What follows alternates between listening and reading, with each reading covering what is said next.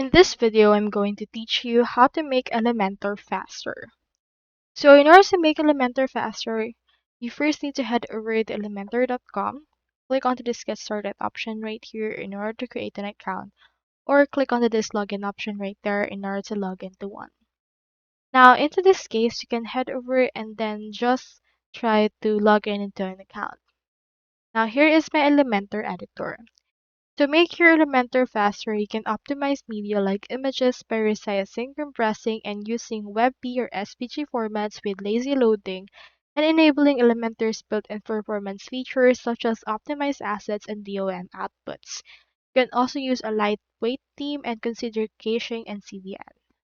So first things first, you can head over to any part, or for example, I have in here these images. You can head over and then edit those images, change its image resolution if you would want, and also consider editing them and reducing the actual number. You can optimize them one by one by clicking on those images right there, changing its image resolution.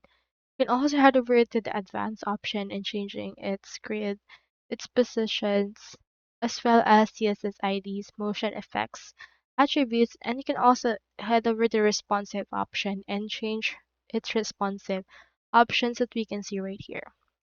You can also head over to the custom CSS in order to input custom CSS codes in order to make things easier for this part.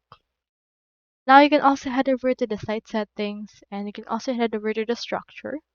So for example, you can head over right there to the settings of this particular site and you can actually make things easier or load things easier using these options, like for example, page transitions and other additional settings available.